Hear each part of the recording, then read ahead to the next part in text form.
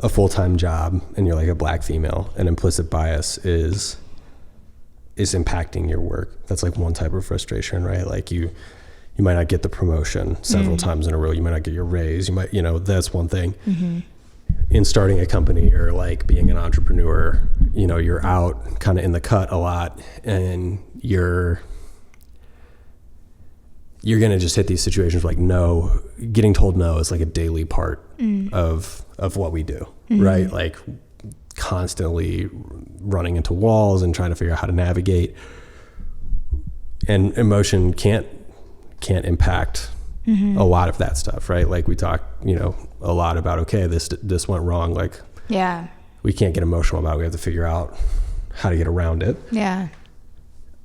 How do you see implicit bias playing into that?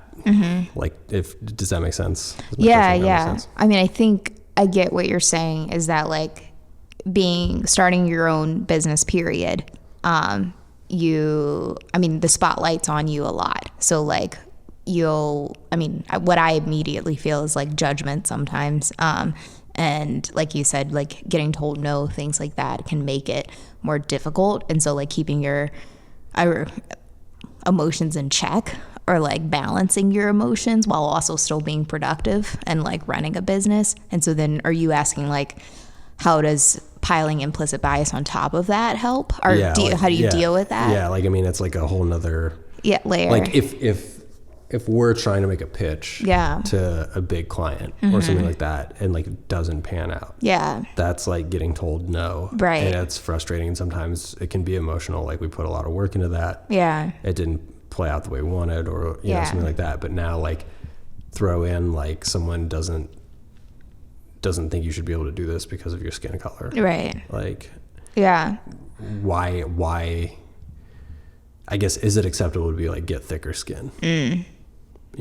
Like you're going to get told this over and over again. Yeah. I mean, because at least from my experience, like you do see that multiple times. Not like that one time you got told, right? Or, it was very clear that they didn't like you because of your gender, skin color, age, whatever. Yeah. I mean, I think we've indirectly like had to talk about this, of that. Like, I mean, I remember as, I had like just had a moment that day, of like being treated differently at a meeting, because of like because I was a black woman, like in the meeting, I am a black woman. And I remember like crying to you and saying that I don't know why I'm like emotionally handling it this way, I said, I don't know why, I like expected it not to happen.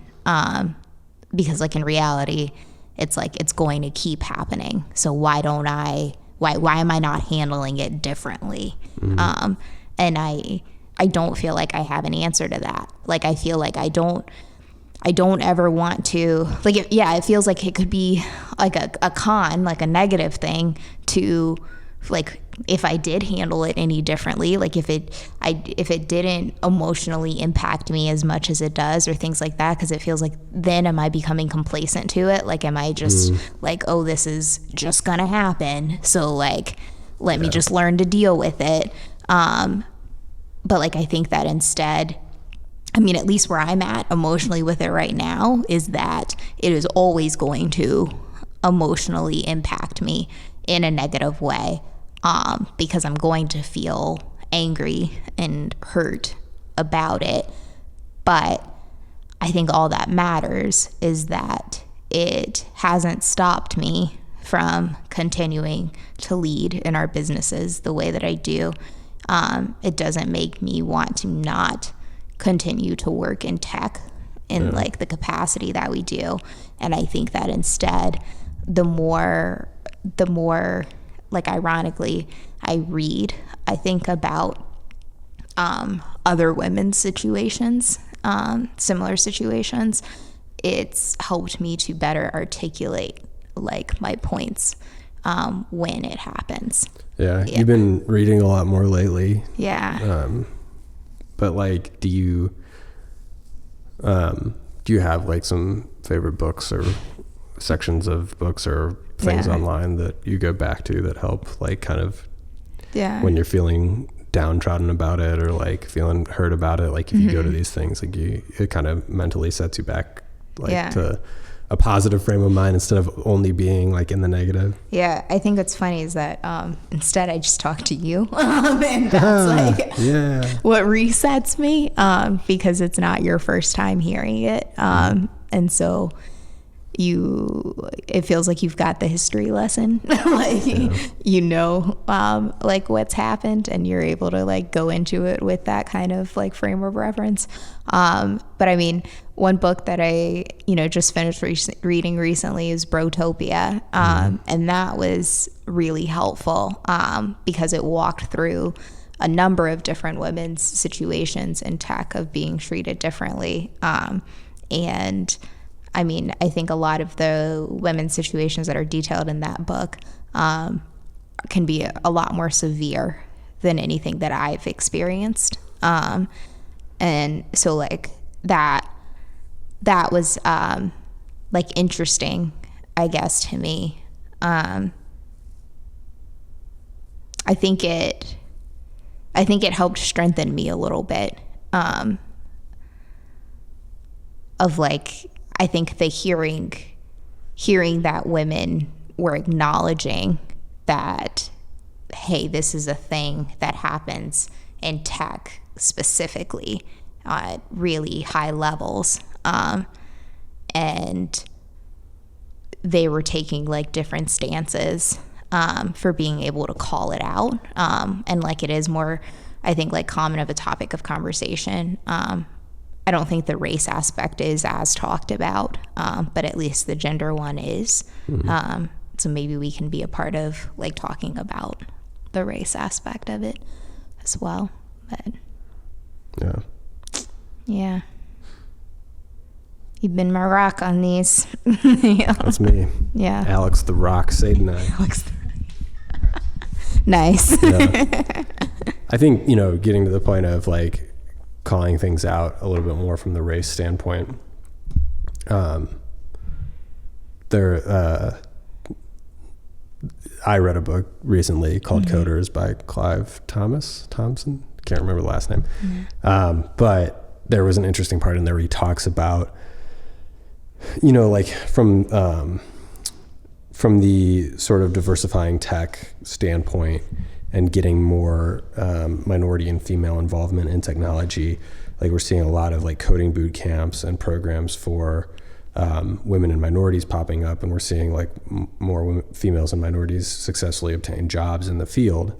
But one of the things he highlights is, the people who are getting those positions who are women and minorities, they're getting these positions that are like sort of now, they're not as cutting edge, I guess. It's not like we're seeing a lot of women and minorities in artificial intelligence or machine learning or, SpaceX. We're seeing women and minorities getting web developer jobs, which like, while it is a good paying job and it's a decent paying job, you're seeing sort of this, I guess, for lack of a better term, white male flight from the old cutting edge to the new cutting edge. And now this gap is kind of opening up, and that's not really solving the problem in the way we need it to be solved.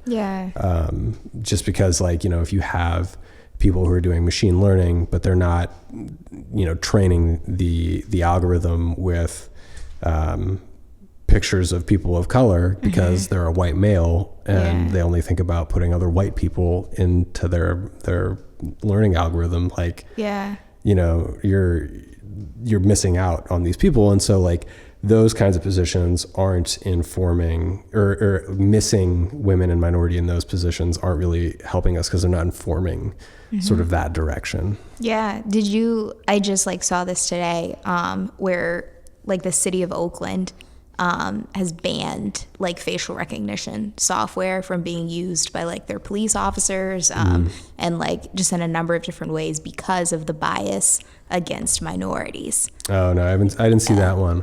I've seen like some other cities that have come out and said like they won't do it, but I mean that's it's like that bias is going to always exist if it's not a diverse team who's a part of creating it, which is huge.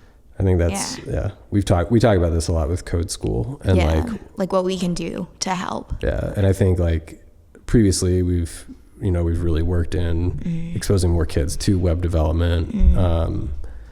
In the last couple years we've really started to push the boundaries. Like we did we're doing a little bit, we got into Unity a little bit more and exposed a lot of kids to that, and that's been cool. We've started to integrate like we have our new like AR VR lab, so our hope is really to kind of push some new technologies there and get kids working with some of that stuff. And then I think that like one advantage to like those kinds of like situations being like so much more real for us is that like we take it more seriously then. So like, how do you mean? Like you read, like that passage or that section in the coder's book, and you immediately thought like, okay, what do we need to be doing so that we're helping to introduce like more women and more minorities so that they have like the skills, the tech skills that are needed so that they're getting the machine learning jobs and the AI jobs and things like that. And I wonder if like our situation, like of like you being married to a Black woman, you like being like us being, does that make sense? Like we read those things and then we don't think, oh, that sucks. We are we're in a position where you can do something about it. Yeah. And I think like, for those of you who don't know, like with Code School, we do predominantly programs for kids 18 and under.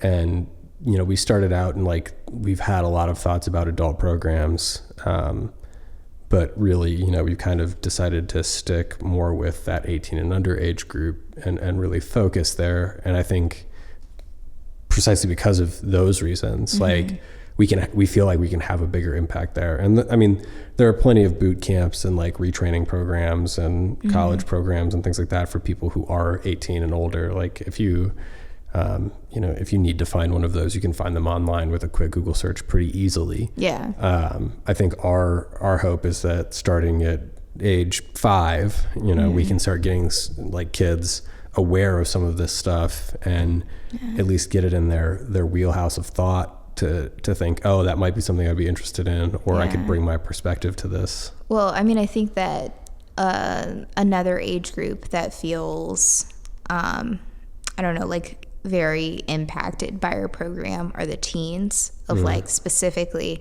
like when you're 16 or 17 and you're getting closer, you're graduating from high school, like we'll meet a lot of students who like they don't know what's next. They will meet students who they're not planning on going to college, or are feeling like pressure of like they have to get into college but they don't really want to go because but like they don't know how else they're going to be successful, and you've got like that teen who's knows that they're interested in tech but it's like I don't know what to do like with that interest, like or where to put this, like direct this fashion. And so I think that we'll see like a lot of the teens who are introduced to our program, it seems like it helps them to find some direction of like, okay, like this is real for me. Like I've like now, like I've built my first project, and I know that I can do this. And like a year from now, like who knows how much further I would be. But like it doesn't seem like becoming a developer is such a far-fetched like dream. I think that was kind of one of our early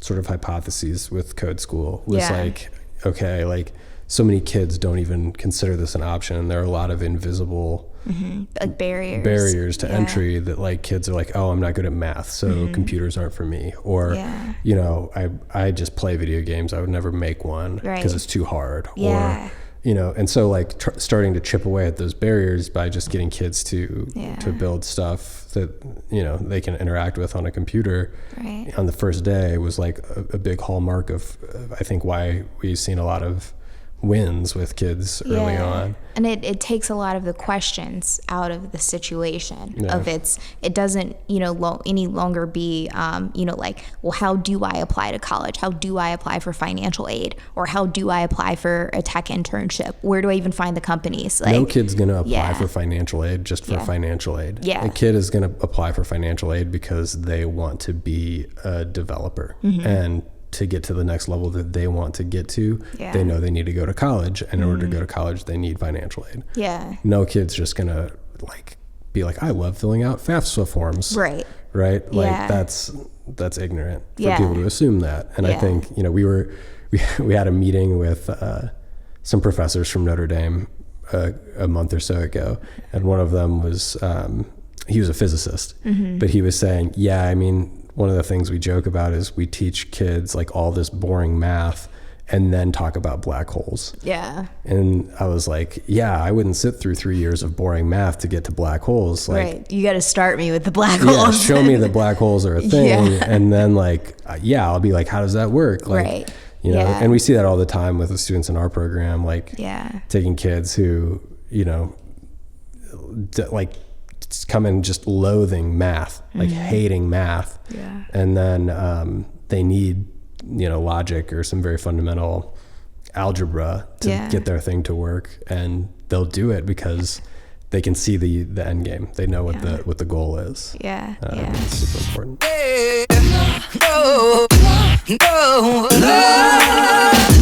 Hey.